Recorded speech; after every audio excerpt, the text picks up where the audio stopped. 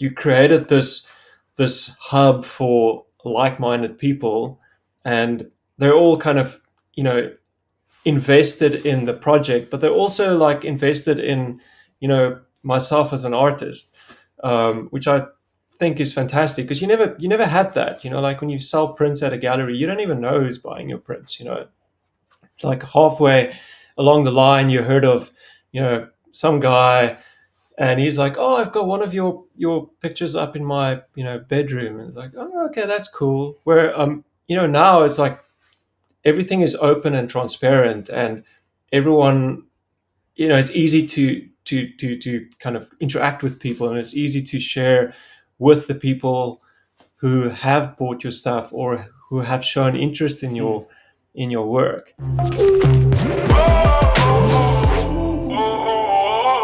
When I got into the punks thing, I quickly realized that with the whole series of, illustrated artworks you're selling, more than that, you're building a brand, and you're building a world, and that is actually like a whole thing in its own. And I'm actually enjoying that quite a bit. I didn't know that I was getting into something, like that, where you would carry on, building this thing, and I'm actually enjoying it so much, because I think because I had the freedom to really do something that I like doing.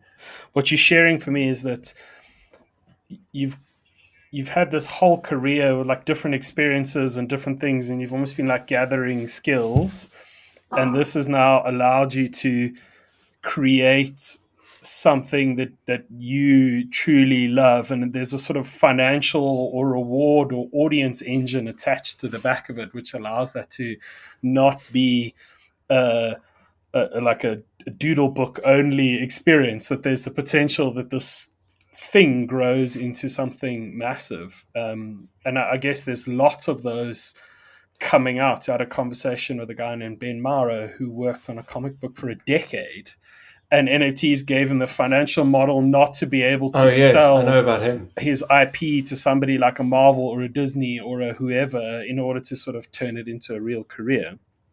And I find that amazing and inspiring. Yeah, and also, like,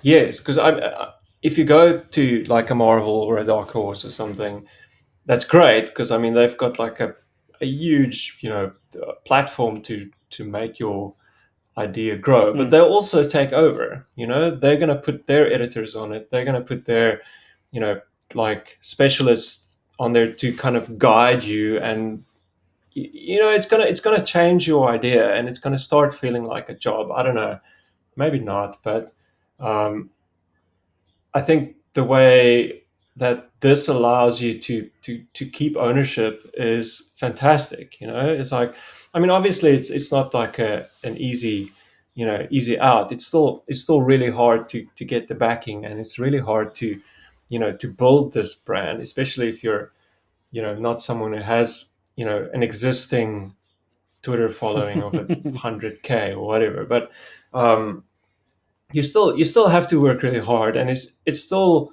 not a ticket out of the advertising world. But it's like, at least it feels like you're building something that you can kind of add to and slowly nurse. It's like a little plant that you keep watering, and hopefully it keeps on growing. The cool thing about this also is, we've got a Discord channel with all the punks people are on there, and it's such a cool community of people. Like, everyone's like really, really cool, and the stuff that gets discussed on there is like, you can see it's like-minded people. Like, people are suggesting films and books and like music, and it feels like you kind of you created this hub for like-minded people, and they're all kind of invested in the project, but they're also like invested in myself as an artist, which I think is fantastic because you never had that. Like when you sell prints at a gallery, you don't even know who's buying your prints.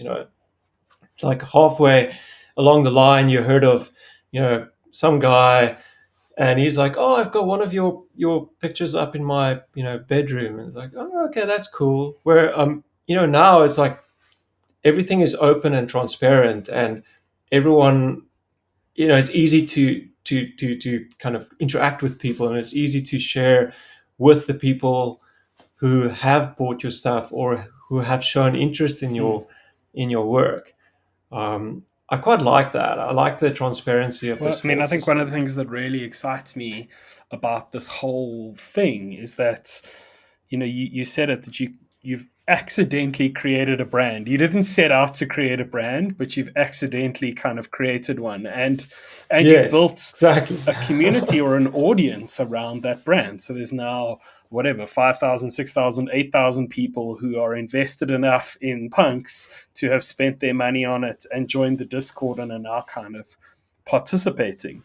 And I guess how many other brands are going to be born out of this technology that we never would have seen without the sort of this interface that the kind of the platforms and the ability to own has sort of opened up. I'm interested to you, like, how do you, Yes, once definitely. you realized you were building a brand, like, how are you thinking about punks and your contribution, and how are you going to sort of grow that brand? Because I guess a brand comes a little bit with the implication that you will grow it and keep it kind of going. It's not a like I do this thing once and now I walk away. In fact, in the space, people almost get upset when creators walk away from the projects they've started.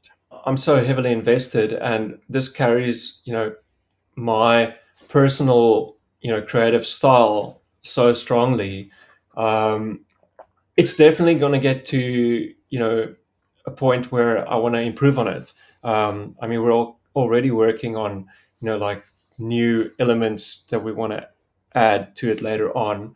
Like not so much later, but I want to make it better.